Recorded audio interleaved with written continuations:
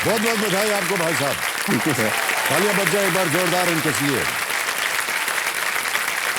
तो देवी सज्जनों, मेरे सामने हॉट सीट पर बैठ गए हैं हर्ष कुमार सिंह जी। ये एक ऑनलाइन न्यूज़ कंपनी में मैनेजर हैं और ये मुंबई महाराष्ट्र से हैं। बहुत बहुत स्वागत आपका हर्ष कुमार जी। जी thank you sir. Online news agency में सो बेसिकली एक न्यूज़ पोर्टल है, यहाँ पर मैं मैनेजर एसईओ एंड ग्रोथ हूँ। तो एसईओ का मतलब बेसिकली ये होता है कि आप जब भी इंटरनेट पे कुछ भी सर्च करते हैं और जो पहले के 10 रिजल्ट आते हैं, तो वो जो 10 रिजल्ट आते हैं उसमें मेरा हाथ रहता है। तो हम लोग वेबसाइट को इस तरीके से मॉडिफाई करते हैं, कंटेंट में ऐसा काम करते हैं जिससे कि हमारी साइट ऊपर है। ओ, मुश्किल काम है भाई साहब ये तो। जी सर। Search engine optimisation. हाँ जी, कितने साल हो गए आपको सर ये काम करते हुए? मुझे करीब करीब 10 साल हो गए सर इस पे। ऑलराइट। शुरू से ही आप इस लाइन में थे या कहीं और भी थे पहले? इससे पहले 1 साल मैंने एक कोचिंग इंस्टीट्यूट में पढ़ाया था और okay. काउंसलिंग करता था स्टूडेंट्स को। उसके बाद मास्टर्स करने के बाद मैं इसी लाइन पे आया हूँ। ओके, जी। ऑलराइट। तो हर्ष कुमार जी, कितना प्रयत्न किया आपने प्ले लॉन्ग खेल करके या हॉट सीट पर आने का? सर देखिए, सिंस 2000 पूरा देश ये ड्रीम देख रहा है। उसमें से एक छोटा सा ड्रीम मैंने भी देखा था। जी जी। उस समय 14 साल का था सर। ओके ओके, वाह। और मेरी प्रॉब्लम ये थी कि ना ही मैं सीनियर केबीसी में आ सकता था, ना ही जूनियर जूनियर केबीसी में में आ वो बहुत छोटे थे आप। जी जी। तो जैसे जैसे मैं बड़ा होता गया, मुझे जीके में काफ़ी इंटरेस्ट था। तो हमारे एक ऑनलाइन कॉम्पिटिशन्स होते थे।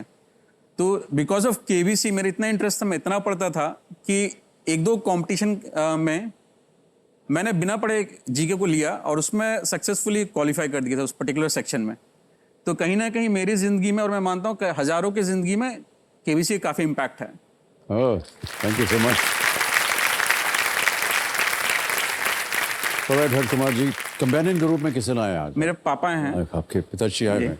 प्रणाम करता हूँ आपको और आपका बहुत बहुत स्वागत हमारे इस कार्यक्रम में। देवी सिंह नाम है उनका। जी जी, ऑलराइट। और प्रत्येक जहाज़ जो है वो हमेशा हार्बर या डॉक पे कई बार नहीं आ सकता है। उनका ड्राफ्ट जो है वो अगर ज़्यादा गहरा होगा, यानी और ज़्यादा पानी चाहिए होता है उन्हें, तो थोड़ा सा समुद्र में उनको खड़ा करते हैं। सर, इनफैक्ट मुंबई में एक बार ऐसा हुआ था जो जहाज जुहू बीच में आके फंस गया था। जी हाँ, बिल्कुल। नहीं, वो दूसरी चीज़ है सर। वो ये हुआ कि जहाज़ एक्चुअली समुद्र में था, तूफान उफान आया होगा, उसका एंकर टूट गया होगा और वो ड्रिफ्ट करते करते करते जुहू पे आ गया। 2-3 बार हुआ ऐसे सर। जी जी जी। गोवा में भी एक बार हमने देखा था, एक जहाज फंस गया था उधर। तो गोवा आप किस लिए गए थे सर?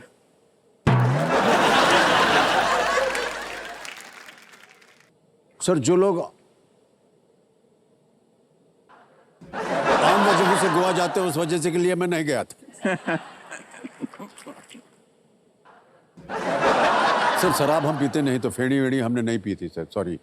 और आमतौर पर जो हमारी शूटिंग होती है तो गोवा जाते हैं, समुद्र के किनारे कोई शूटिंग हो, इस तरह का गाना वाना हो, उसलिए गए हैं सर। जी सर। सारा पर्सनल डेटा सर आप लोग पूछ लेते हैं, हमारी जिंदगी जो है तबाह हो सर जाती मैं है। आपको ऑब्जर्व कर रहा हूँ। आप ऑब्जर्व कर रहे हैं? सर मुझे लगा था कि आपकी एनर्जी काफ़ी हाई है, बट जब मैं सेट में आया तो देखता हूँ आपका सेंस ऑफ ह्यूमर भी काफ़ी हाई है।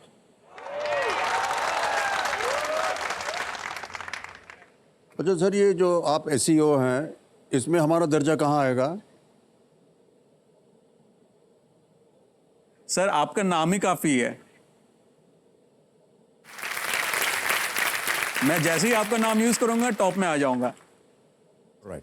आपका कहीं एक सपना था कि एक दिन आप हॉट सीट पर आकर के बैठें। हाँ जी सर। वो सपना पूरा हो गया है। जी सर। आगे का क्या आपके विचार हैं? सर हम सभी लाइफ में कुछ ना कुछ प्लानिंग करते हैं। कई बार उसमें हम सक्सेसफुल होते हैं, कई बार हम उसको नहीं पा पाते हैं। जी। मेरी शादी के 1 साल बाद ये डिटेक्ट हुआ था कि मेरी वाइफ को क्रॉनिक किडनी डिजीज़ है। ओह गॉश। बेसिकली उनकी किडनी फेल हो रही थी।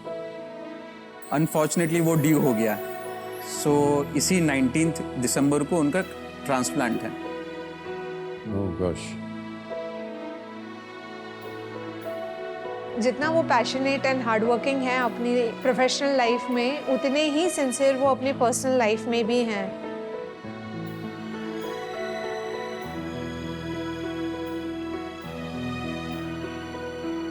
उतने ही लविंग हैं, उतने ही केयरिंग हैं एंड सपोर्टिव हैं। उन्होंने मुझे संभाला था, उन्होंने कहा था कि जो कुछ भी होगा, I am there with you and I will not let anything happen to you.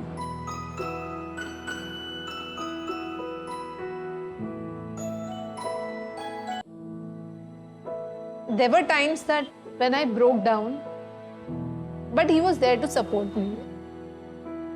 So, yeah.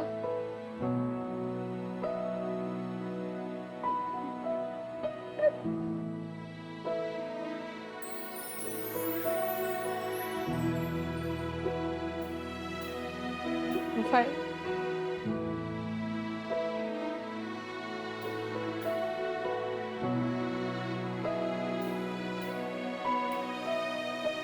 Sir उसमें काफ़ी पैसों की ज़रूरत पड़ती है और कहीं ना कहीं केबीसी एक ऐसा मंच देता है जहां से हम इतनी धनराशि जीत सकें कि हम अपने लाइफ में कुछ ना कुछ कर सकें।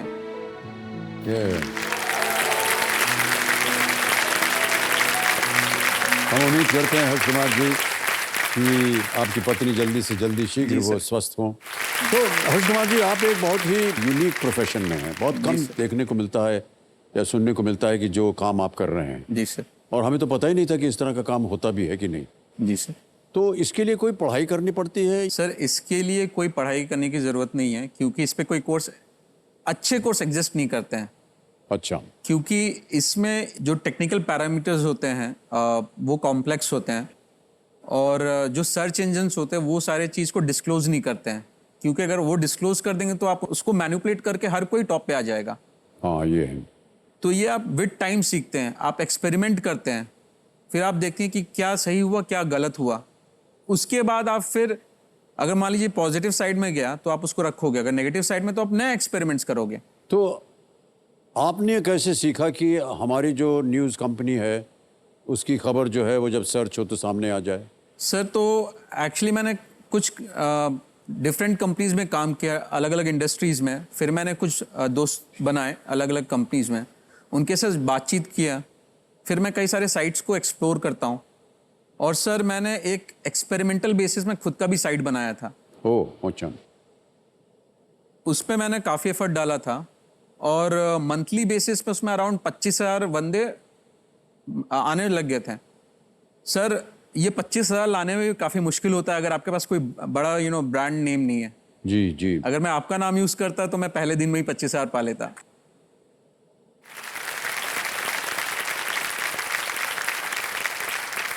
बट सर हम लोग एक्सपेरिमेंट करते हैं, हम लोग गिरते हैं उठते हैं, फिर गिरते हैं फिर उठते हैं। ये तो है।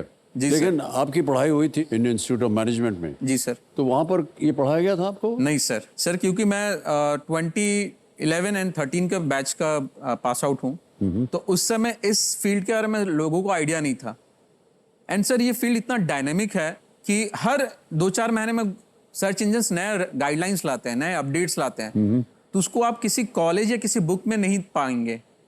तो एक्सपीरियंस के थ्रू ही मिलता है। जी सर।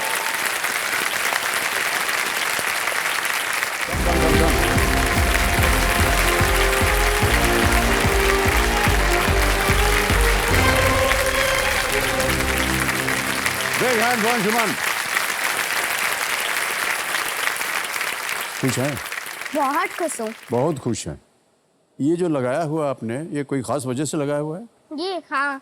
क्यों? दरअसल मैं बड़ा होकर लेवल डिजाइनर बनना चाहता हूँ, तो मैं मेरा गेम में इंटरेस्ट बहुत है, इसलिए मैं गेमर बनाऊँ।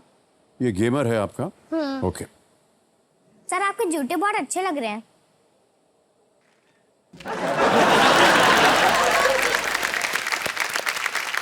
सर बच्चों के साथ बहस करना या उनसे बात करना बड़ा खतरनाक हो गया आजकल। क्या बोल देंगे, क्या कर देंगे, एकदम चित कर देंगे आपको। भाई साहब प्रणाम करता हूँ आपको मैं। सज्जनों, मेरे सामने हॉट सीट पर बैठ गए हैं अंशुमन पाठक जी। ये 4th स्टैंडर्ड में पढ़ रहे हैं और ये बेंगलुरु कर्नाटक से आए हैं। बहुत बहुत स्वागत आपका भाई साहब। सामने से कुछ नहीं बोला आपने। अच्छा, इतने लोग ताली बजा रहे हैं, इनको थैंक यू तो बोल दीजिए। Thank you.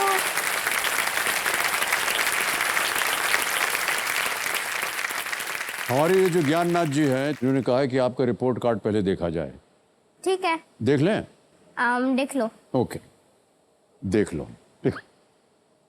रिपोर्ट कार्ड देखा जाए, सारी बच जाए इनके लिए। ये रिपोर्ट कार्ड आ गया है। नाम है इनका अंशुमन पाठक। ये 9 वर्ष की उम्र है। जो चीज़ें इनको पसंद है वो है video games and video games, यानी उसके अलावा और कोई चांस ही नहीं दिया है इन्होंने किसी चीज़ को। जो चीज़ इनको नहीं पसंद है वो waking up early in the morning and getting scolded. अब भैया टाइम पे नहीं उठोगे तो डांट तो पड़ेगी ना आपको, है कि नहीं? अच्छा, achievements makes 3D animations using 3ds max. हे भगवान, ये क्या होता है भाई साहब? ये एक ऐसा सॉफ्टवेयर है जिसमें हमें बहुत सारे 3D शेप्स मिल जाते हैं, तो उन 3D शेप्स का हम कलर चेंज कर सकते हैं। तो मैं क्या करता हूँ, उनको रखता हूँ और एक टूल की मदद से उनका शेप एडजस्ट करके, मतलब जैसे भी मुझे बनाना रहता है वैसा बना देता हूँ।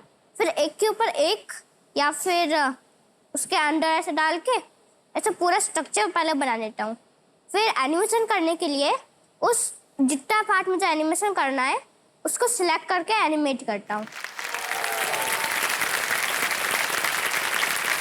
गुल्ली डंडा खेलते थे हम लोग बचपन में। मैं भी खेलता हूँ कभी हाँ, नहीं कभार। खेलते हैं, बड़ी अच्छी बात है आप खेल रहे हैं। कम से कम कोई तो ऐसी चीज हो जो हमारे साथ जिसका संबंध हो। इतनी हाई फ्लाइंग चीजें आप कर रहे हैं, ये कहाँ से आया आपको इतना सब ज्ञान? ये सारे मुझे पापा ने बताया, तो इसके लिए मैं अपने पापा को धन्यवाद देना चाहूंगा। क्या बात है।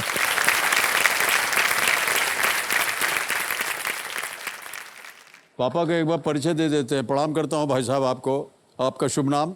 नमस्कार सर, मेरा नाम दीपम पाठक है। जी दीपम जी, बहुत बहुत बधाई और आपका स्वागत हमारे इस कार्यक्रम में। धन्यवाद सर। अंशुमन की एक और बात है बहुत अच्छी जो काफ़ी दिल को छू जाती है, और इसका ये है कि जब भी हमारा कोई स्पेशल इवेंट होता है घर का, जैसे कि किसी का बर्थडे हुआ, किसी का एनिवर्सरी हुआ या कोई हमारा स्पेशल दिन होता है, तो उस दिन ये हमें बिना बताए चुपचाप से कहीं छुप के कुछ भी अपना तरफ से जो भी उसे सामान मिलता है, पेन, पेपर्स और पेंसिल, सब कलर सब मिक्स करके उनसे कुछ ऐसा क्रिएटिव क्राफ्ट बना के लाता है, और वो हमें उस स्पेशल डे को ही हमें सरप्राइज गिफ्ट करता है।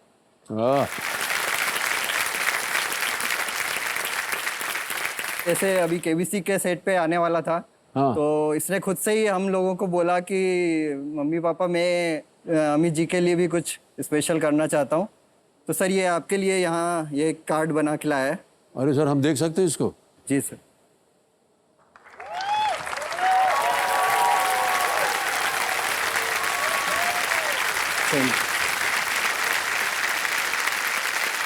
Anshuman, thank you so much.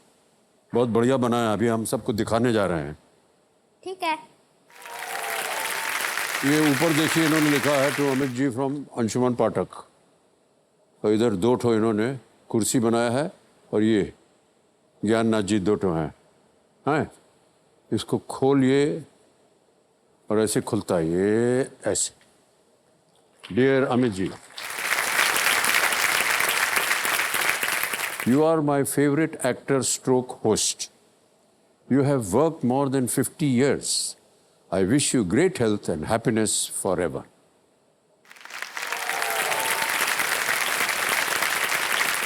Thank you, Anshuman. अब समझ में आ रहा है कि आपको इतना ज्ञान आ गया है, इतनी चीजें बनाते हैं आप। और आपके पापा कह रहे थे बिना बताए आप चुपचाप से जा करके इन चीजें बनाते हैं। ये अपने आप आपके मन में आता है या कोई बताता है आपको कि ऐसा बनाना चाहिए? अपने आप मेरे मन में आता है, मतलब ऐसा मन होता है कि कुछ दूं, तो फिर मैं ये बनाता हूँ। अच्छा, आपके मन में आता है कि मुझे बनाना चाहिए। हाँ, इसी वजह से अगर मुझे लगता है कि मतलब मुझे कुछ गिफ्ट करना चाहिए तो बनाता हूँ। ओह, वेल डन अंशुमन। आजकल के बच्चों के बारे में क्या बताएं आप। जब से हम यहाँ पर ये खेल शुरू किया है, ऐसा ऐसा पाठ पढ़ा करके ये हमको यहाँ से भेजते हैं। बड़े शर्मिंदा होते हैं हम कि हमको इसके बारे में कुछ ज्ञान नहीं, इनको ज्ञान है। सर वैसे आपको पता है कि हम आपके एक घर भी गए थे जब ऑडिशंस हो रहे थे ना केबीसी के। हाँ। तो तब मुंबई गए थे हम, मतलब यहाँ पे। हाँ। तो मतलब वहाँ पे ऑडिशंस हो गए थे। फिर हमने सोचा कि आए हैं तो थोड़ा सा घूम लेते हैं, तो वहाँ पे बहुत सारी भीड़ थी, तो मैंने सोचा कि चलो चलो मतलब देखते हैं ऐसा। तो मैं गया तो बहुत देर तक इंतज़ार किया पर आप आए ही नहीं, इसलिए मैं चला गया। तो मैं सोचा कि केबीसी में तो देखने ही वाला हूँ, तो केबीसी में देख लूँगा। तो आप कह रहे हैं हम बाहर ही नहीं आए, हमको पता होना चाहिए ना कि आप आ रहे हैं। अगर आप बता देते तो हम आपको अंदर बुलाते, बाहर आ बात जाते, कैसे आपसे करता? मिलते हम। हैं? वो वहाँ पे गेट बंद था ना। हाँ तो आप अगर बोलते तो हम गेट खुलवा देते।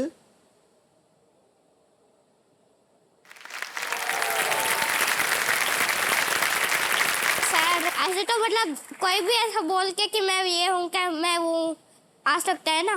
नहीं नहीं, कोई तो नहीं है आप भाई साहब, आप बहुत इंपॉर्टेंट आदमी हैं।